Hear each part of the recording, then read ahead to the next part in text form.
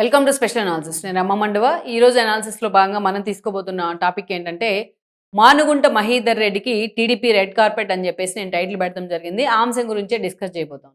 ఈరోజు ఉమ్మడి ప్రకాశం జిల్లాలో కందుకూరు కాన్స్టిట్యున్సీ అనేది ఎప్పుడు కూడా లైమ్ లైట్లో ఉంటుంది. రాజకీయ చైతన్యం ఎక్కువగా ఉంటుంది కందుకూరు కాన్స్టిట్యున్సీలో. అలాంటి కందుకూరు ఎప్పుడు కూడా మానుగుంట మహీధర్ రెడ్డి కారణంగా, అలాంటి వ్యక్తి అక్కడి నుంచి ఎమ్మెల్యేగా చేసిన కారణంగా వార్తల్లో నిలిచింది చాలా సందర్భాల్లో. ఆయన కాంగ్రెస్ నుంచి పలు కీలక పదవుల్లో పనిచేశాడు. మంచి రెప్యుటెడ్ ఫ్యామిలీ. తన తండ్రి హయాం నుంచి కూడా వాళ్ళు రాజకీయాల్లో ఉన్నారు. సో, అక్కడి నుంచి కూడా తనకంటూ కూడా ఒక ఇండివిడ్యువాలిటీ. ఎక్కడా కూడా పెద్దగా అవినీతి మరకలు లేని వ్యక్తిగా మానుగుంట మహీధర్ రెడ్డి. సో, అలా తనకంటూ ఒక డిఫరెంట్ రాజకీయాల్లో ఉమ్మడి ప్రకాశం జిల్లాలోనే ఒక ఇండిపెండెంట్ నేతగా గుర్తింపు తెచ్చుకున్నారు ఆయన. అంత క్రెడిబిలిటీ ఉండింది ఆయనకు కానీ, ఆయన ఫ్యామిలీకి కానీ, ఆయన చేసే రాజకీయాలకు గానీ. తర్వాత వైసీపీ నుంచి చూస్తే మనకి కాంగ్రెస్ నుంచి మహీధర్ రెడ్డి లాంటి వాళ్ళు ఉన్నా వైసీపీ ఎస్టాబ్లిష్ అయిన తర్వాత పోతుల రామారావుని ప్రమోట్ చేసే ప్రయత్నం చేశారు జగన్మోహన్ రెడ్డి. పోతుల రామారావు 14లో ఎమ్మెల్యే అయితే, ఆ తర్వాత ఆయన ఎమ్మెల్యే వైసీపీ నుంచి గెలిచిన తర్వాత వాళ్ళు గొట్టిపాటి రవి, పోతుల రామారావు వీళ్ళంతా టీడీపీ జెండా కప్పుకునే ప్రయత్నం చేశారు. అయితే ఆ తర్వాత మనం చూస్తే వైఎస్ఆర్సీపీ నుంచి 2019 ఎన్నికల్లో మానుగుంట మహీధర్ రెడ్డిని పార్టీలోకి తీసుకొచ్చి మరీ ఆయన కన్విన్స్ చేసి జగన్మోహన్ రెడ్డి టికెట్ ఇచ్చే ప్రయత్నం చేశారు. ఆల్రెడీ ఆయన రావడానికి కూడా ఆ రోజు ఇష్టపడకపోయినా, Jaganmohan Reddy style of politics నాకు సెట్ అవ్వని చెప్పినా, జగన్మోహన్ రెడ్డి కన్విన్స్ చేసి ఆయన్ని పార్టీలోకి తీసుకురావడం జరిగింది. వచ్చిన తర్వాత మొన్నటి ఎన్నికల్లో అంటే ఆ టైంలో 2019లో ఆయన గెలిచారు కూడా. గెలిచిన తర్వాత మహీధర్ రెడ్డికి మంత్రి పదవి వస్తుందని అందరూ అనుకున్నారు. అప్పుడున్న ఈక్వేషన్స్‌లో అందరూ అనుకున్నారు. ఎందుకంటే ఆయనకు అంత క్రెడిబిలిటీ ఉన్న వ్యక్తి కాబట్టి. సెకండ్ ఛాన్స్‌లో అయినా మంత్రి పదవి వస్తుందనుకున్నారు. ఆయన అభిమానులు కూడా ఆశించారు. కానీ జగన్మోహన్ రెడ్డి అవకాశం ఇవ్వలా. మనం జిల్లాలో చూస్తే రెండోసారి మేరుగు నాగార్జునకి ఇచ్చినట్టున్నారు. బాలినేని తీసేసి ముందుగా బాలినేని అండ్ ఆదిమూలం ఉన్నారు మంత్రులుగా. ఆ తర్వాత బాలినేని తీసేసిన తర్వాత మేరుగు నాగార్జునకి ఇచ్చారు ప్రయారిటీ జగన్మోహన్ రెడ్డి. అంతేగాని అటు మహేదర్ రెడ్డి మీద అయితే ఫోకస్ పెట్టల. సో, ఆయన పార్టీ అధికారంలో ఉన్న చాలా సఫికేషన్ ఫీల్ అయ్యారనే చర్చ కూడా ఉండింది ఆ రోజున. ఇక వేరేయాజ్ ఆయన 2024 ఎన్నికలు వచ్చేటప్పటికే ఆయన టీడీపీలోకి వెళ్తారనే ప్రచారం చాలా సీరియస్‌గా జరిగింది. టీడీపీ నేతలు కూడా కొంతమంది ఆయన్ని సంప్రదించారనే ప్రచారం కూడా జరిగినప్పటికీ, బట్ మానుగుంట మాత్రం ఎప్పుడు కూడా బయటకొచ్చి తన పొలిటికల్ లైఫ్ గురించో, భవిష్యత్తు గురించి ఎక్కడ మాట్లాడిన సందర్భం అయితే లేదు.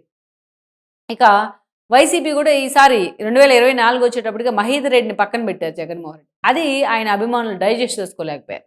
పక్కన పెట్టి ఎక్కడి నుంచో మసూదన్ రావుని తీసుకొచ్చి అక్కడ ఎస్టాబ్లిష్ చేసే ప్రయత్నం చేశారు జగన్మోహన్ రెడ్డి లాస్ట్ మినిట్‌లో.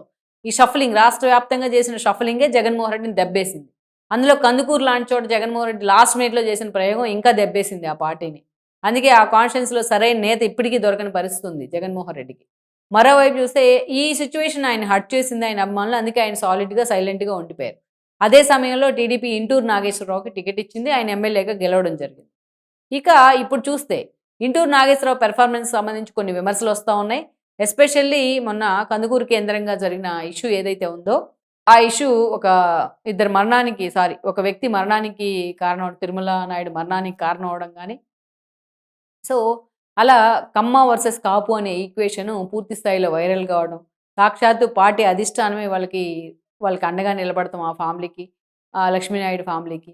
అంతేకాదు కంపెన్సేషన్ కూడా ప్రభుత్వాన్ని ఇవ్వడం గానీ, ఈ ఇష్యూ మొత్తాన్ని ఇంత రప్చర్ అవుతా ఉంటే, ఇది కొంతమంది కాపు సంఘాల నేతలు కూడా చాలా సీరియస్‌గా తీసుకొని, దాసరి రాము లాంటి వాళ్ళు జనంలోకి తీసుకెళ్ళి ప్రభుత్వాన్ని బదనాం చేయడమే కాదు, పవన్ కళ్యాణ్ కూడా చాలా భయంకరంగా బదనాం చేసే ప్రయత్నం చేశారు. అయితే అంత దూరం ఈ ఇష్యూ వెళ్తుంటే అసలు ఎమ్మెల్యే ఏం చేశారనే క్వెషన్ వచ్చింది. ఈ క్రమంలోనే ఇంటూరు నాగేశ్వరరావుకి సంబంధించి చాలా విమర్శలొచ్చాయి. ఇంత జరుగుతా ఉంటే ఆయన ఎందుకు ఈ ఇష్యూని సెటరేట్ చేయలేదు అనేసి. సో, ఈ విషయంలో ఆయనకి చంద్రబాబు నాయుడు కూడా క్లాస్ తీసుకున్నారన్న చర్చ కూడా నడిచింది అప్పట్లో. అయితే ఆయన మాత్రం ఎక్కడికక్కడ వివరణిచ్చే ప్రయత్నం చేశారు గానీ, బట్ ఆయన మీద అదే క్యాంపెయిన్ నడుస్తా వచ్చింది. అయితే ఇదే సమయంలో ఇక్కడ ఈసారి పూర్తి స్థాయిలో ఒక మంచి నాయకత్వాన్ని మనం ప్రమోట్ చేయాలని టీడీపీ అనుకుంటా ఉంది. ఈ క్రమంలోనే మహీధర్ రెడ్డి మీద టీడీపీ ఫోకస్ పెట్టే ప్రయత్నం చేస్తుందని కూడా చెప్తున్నారు.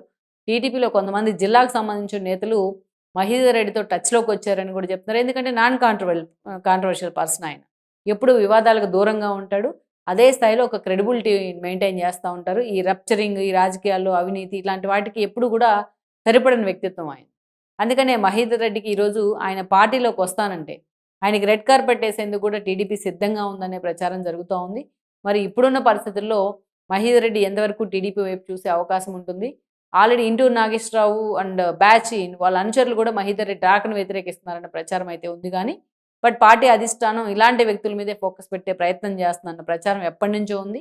లెట్స్ సీ మరి గ్రౌండ్ రియాలిటీస్లో నిజంగా అది వాస్తవం అవుతుందా లేదా అనేది ఇంకొద్ది రోజుల్లోనే క్లారిటీ వచ్చే అవకాశం ఉంది.